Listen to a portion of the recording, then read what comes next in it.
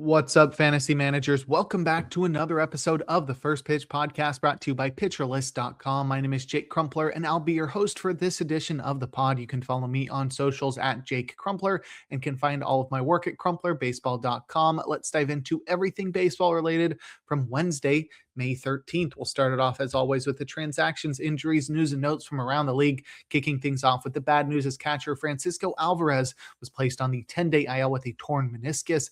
Alvarez will require surgery to repair his knee and will miss at least 6 to 8 weeks. So the Mets, without their opening day catcher for about 2 months, Luis Torrens will take over behind the plate for Alvarez in the time being, and catcher Hayden Sanger was recalled from the minors in a corresponding move and will be the Mets backup catcher to Luis Torrens. Next, starting pitcher Robbie Snelling was placed on the 15-day IL with a UCL sprain. He and the club will weigh the possibility of season-ending surgery, but regardless, Snelling will miss multiple weeks, if not months. It's tough news for Snelling, who is one of the game's top pitching prospects and just made his MLB debut, so going to be without Snelling for quite a while. Starting pitcher Braxton Garrett is expected to be recalled from the minors to replace Snelling in the rotation. He will start today in Minnesota. In a corresponding move to Snelling's IL placement was closing pitcher Pete Fairbanks being activated from the 15-day IL after missing time with nerve irritation. Fairbanks will return to being the Marlins' everyday and full-time closer. Next, relief pitcher Drew Pomeranz was placed on the 15-day IL with elbow inflammation. The timeline for Pomeranz's return is unclear. Relief pitcher Brent Suter will be the Angels' top left-handed reliever moving forward. Starting pitcher Ryan Johnson was activated from the 15-day IL in a corresponding move after missing over a month with a hamstring strain. Johnson is stretched out to be a starter, but expect him to provide length out of the bullpen until a spot opens up in the Angels' rotation. Next, starting pitcher Rhett Lauder was placed on the 15-day IL with shoulder discomfort. He received an injection in his AC joint in his shoulder, and there's no structural damage, so Lauder could return shortly. Starting pitcher Chris Paddock signed a major league contract after being released by the Marlins, and he's expected to replace Lauder in the rotation via a start on Saturday in Cleveland. Next, outfielder Dylan Beavers was placed on the 10-day IL with an oblique strain. Beavers is another underwhelming Orioles prospect. He's batted just .243 with 2 homers, 3 steals, and a 101 WRC plus, and is likely to miss more than the minimum time given that it's an oblique injury. And he's a baseball player who uses a lot of rotational force to hit the baseball. Outfielder Colton Cowser should see more time in the outfield, likely splitting time with Tyler O'Neill out there in right field. And catcher Maverick Handley was recalled from the minors in a corresponding move. And lastly, relief pitcher Brooks Kriske was placed on the 15-day IL with a shoulder impingement, and Mason Barnett was recalled from the minors in a corresponding move. This is a very interesting carousel that we've seen for the A's in this specific roster spot. There's been a ton of turnover in this spot since late April when the A's optioned Elvis Alvarado to the minors and replaced him with Mason Barnett. Barnett lasted just 2 days on the roster before being replaced by Brady Basso, who stuck the longest, remaining on the roster for nearly 2 weeks before being optioned in favor of the return of Luis Morales. Morales spent just 1 day on the roster, was replaced by Tyler Ferguson, who was DFA'd 3 days later to make room on the 40-man roster for Kriske, who's now on the IL, and we've come full circle with the return of Mason Barnett, who will pitch in low leverage situations and has the ability to pitch multiple innings in relief. In terms of transactions, starting pitcher Bryce Miller was activated from the 15-day IL to make his season debut after missing all year with an oblique strain. He started in Houston, pitching 5 1/3 innings, allowing 8 hits and 2 earned runs, walking 1 while striking out 3, inducing 8 whiffs with 22% CSW across 81 pitches. Pretty underwhelming line. However, Miller's velocity was up 2.5 miles per hour on his four-seamer and across the board, except for his cutter, which I think was mislabeling, as it's been trashed and now it's become mostly just a traditional gyro slider. Even with the increased velocity, Miller's fastball not only maintained the elite shape that it had prior to the injury with 19 inches of vert at a flat attack angle, but he maintained his ability to throw it for strikes as well, returning an 84% strike rate here. Weirdly enough, it still got hit, returning 4 hits and a homer, while Bryce Miller's splitter was his most thrown secondary and allowed 3 hits as well. He should be relying on his sweeper and slider more than the splitter. They were pretty effective in this one, and I think Miller will be more dominant in the future if he can maintain that elite fastball and throw it upstairs consistently. 2.5+ miles per hour on that fastball is unfair because it was already an elite pitch before. Relief pitcher Jose Suarez was designated for assignment in a corresponding move. And in terms of news, starting pitcher Zebby Matthews is expected to be recalled from the minors today to start versus the Marlins. And lastly, starting pitcher Lucas Giolito is expected to be recalled from the minors on Saturday to make his season and Padres debut in Seattle. Expect Matt Waldron to lose his spot in the rotation when Giolito makes his debut. Now we can take a look at our notable performances from Wednesday, a day in which we had a full slate of 15 games. We'll start it off with our hitters, leading off with outfielder Byron Buxton, who did all he could, but the Twins lost to the Marlins. He went 2 for 4 with 2 runs, 2 home runs, 2 RBIs, and a walk for good measure. He's up to 15 homers on the year now. First one went 382 feet at 108 miles per hour, and the second one 418 feet at 105 miles per hour. The shape of Buxton's career has been crazy, from 2012 number 2 overall pick to the number 1 prospect in baseball, to early strikeout issues, then injury issues that allowed him to play more than 100 games just once during the first 9 years of his career. Now in his 30s, Buxton's finally healthy, and he's no longer just a speedy guy with an exceptional glove. He's a slugger with stolen base ability as well. We saw him hit a career high 35 homers with 24 steals in 126 games last year, and he's continued to rake this year as Buxton is tied for 3rd in MLB with his 15 homers. His barrel rate supports it at a career high 19%, and he's cut back on strikeouts. Expect Buxton's 260 batting average to come down as he's hitting an insane 60% fly balls, which is a great way to lower your BABIP. And he's carrying a 223 expected batting average supporting that claim. But the power is certainly real, and let's hope we get a 3rd straight 100-game season from Buxton. Lastly, we have outfielder Dalton Varsho, who helped the Blue Jays to win against the Rays, going 1 for 4 with a run, a home run, 4 runs batted in, and a walk for good measure. It was his 5th homer of the year, and it traveled 375 feet at 99 miles per hour and knocked in 4 runs, making it a grand slam. Varsho teased us with immense power last year, belting 20 homers in just 71 games, but he's failed to tap into that power this year with just 5 homers in 41 games so far. It makes sense, though, as his fly ball rate has dropped 13% and his pull rate has dropped nearly 10%. That's not the best combination when you're trying to maximize your power. It's led to a 10% drop in barrel rate that may be exacerbated even more by a 2.5 mile per hour drop in average bat speed, but there's still hope for Varsho as he's displayed the best plate discipline of his career, striking out less than ever at a 19% clip, 5% lower than his career rate entering this year.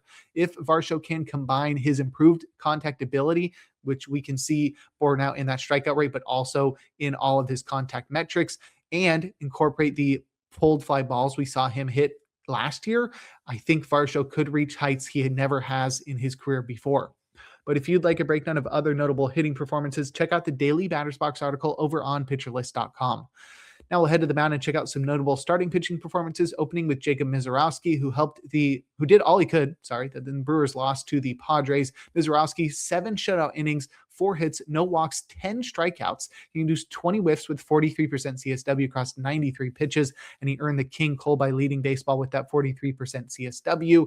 He's up to 80 strikeouts on the season now through 9 starts, and he leads MLB in strikeouts. Misiorowski left this game with quad cramps, but he should be fine. I don't think he should have been going out for the 8th inning anyway at 93 pitches, and I'm really excited to see what he can do throughout this season. We're going to see well more than 200 strikeouts if he remains healthy.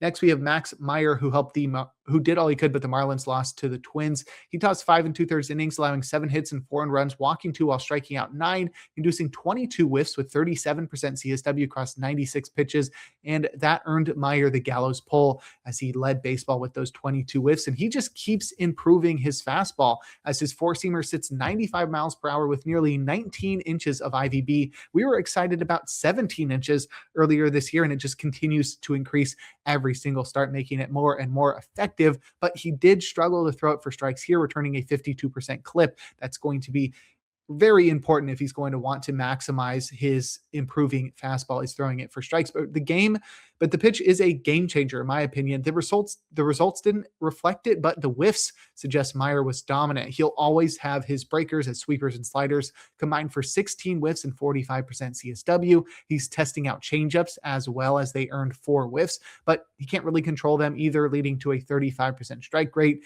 Meyer, though, is so close to taking off with that improved heater, elite breakers, and a developing changeup, and I'm not scared of the Braves next, especially with the Mets twice afterwards. Lastly, we have Cal Bradish, who helped the Orioles to win against the Yankees, tossing 6 scoreless innings, allowing just 1 hit, walking 3, and striking out 7. He induced 14 whiffs with 30% CSW across 100 pitches. And I think you've missed your chance to buy low on Cal Bradish. He struggled to a 5.03 ERA and a 1.82 whip while striking out just 22% of the batters he faced through his first 7 starts. But he's turned it around in his last 2 starts, fanning 10 last time and now shutting out the Yankees for 6 innings yesterday. Bradish had incredible pitch separation here, getting 4-seamers upstairs and curveballs low to lefties, as those pitches combined for 13 whiffs and 36% CSW. And he got sinkers generally inside and sliders generally away versus right-handed batters. It was a lefty-heavy lineup, and he wasn't ideal against righties, but the underperformance versus righties didn't bite him as much because it was mostly left-handed batters he was facing. We've been waiting for Bradish to command his heaters to pair with his elite breakers, and this is exactly what that looks like. He's back. Start Bradish with confidence in Tampa Bay next. But if you'd like a breakdown of every single start from Wednesday, give the Plus Pitch podcast a listen and check out Nick's daily SP roundup over on pitcherlist.com. Now we'll head to the bullpen and check out the relievers that got saves and the closers that pitched outside of save situations or blew their saves. Starting with the former, Cade Smith struck out the side in order to record his 13th save, which ties him for the MLB lead in that category, with Mason Miller, who pitched a scoreless ninth for his 13th save. PJ Poulin worked around the zombie runner, scoring in the 10th for his first save. Gus Farland pitched a scoreless ninth in a tie game in that one, and he earned his first win when the Nationals took the lead and eventually won. Aroldis Chapman recorded his 9th save with a hitless ninth. Bryce Iglesias also had a hitless ninth to record his 8th save.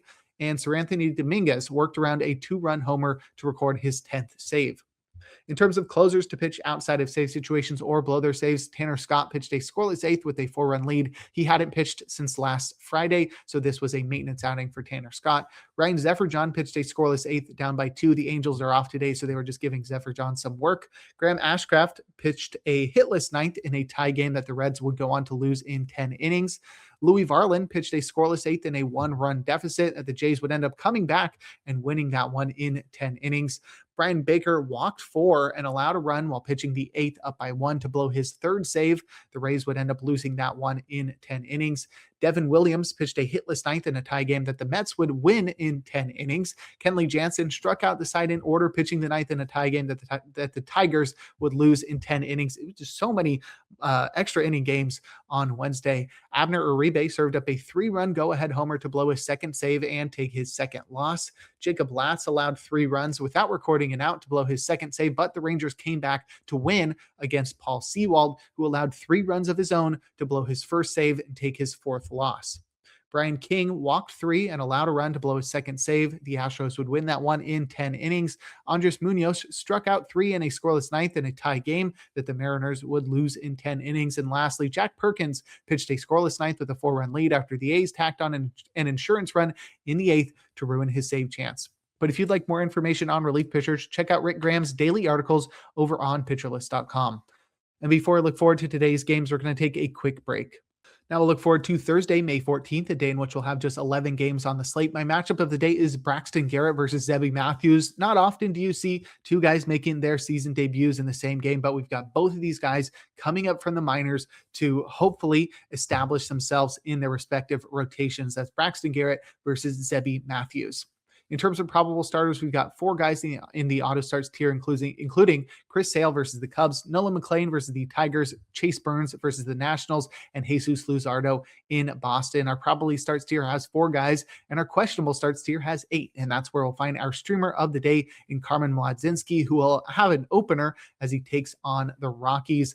That's a pretty decent matchup, not only because Mlodzinski's getting the Rockies on the road, but he does get the opener, so it's going to have an additional likelihood that he records a win. Mlodzinski's pretty volatile, given that he relies very heavily on a splitter as one of his main offerings, but he should have no problem taking down the Rockies. I'd also target Cater Montero in New York against the Mets. The Mets lineup is terrible. Juan Soto might be out of it today as well, as he's dealing with some sort of injury. Montero has been successful this year. It's not very sustainable, but he's been decent. He's been solid. He's been a Toby. And against the lowly Mets lineup, which has one of the worst OPSs in baseball, I think he should be able to survive there. In terms of hitter suggestions, I'd look at Nationals and Reds hitters in Great American Ballpark. We'll see Foster Griffin square off against Chase Burns. It's a good pitching matchup, but it is in the second best hitters park in baseball. I'd also target Marlins and Twins hitters in Target Field, as we'll see the aforementioned Braxton Garrett versus Zebby Matthews. As excited as I am to watch that one, I would target hitters there because usually when guys are coming up and making their season debuts, they're not at their peak. There's a lot of adrenaline, there's a lot of jitters, and I think that could be the case for either one of Garrett or Matthews. So we'll target the hitters against those guys. I'd also look at Astros hitters versus Luis Castillo in Daikin Park, because Luis Castillo has a 6.57 ERA on the year. And lastly, I target Cardinals and A's hitters in Sutter Health Park.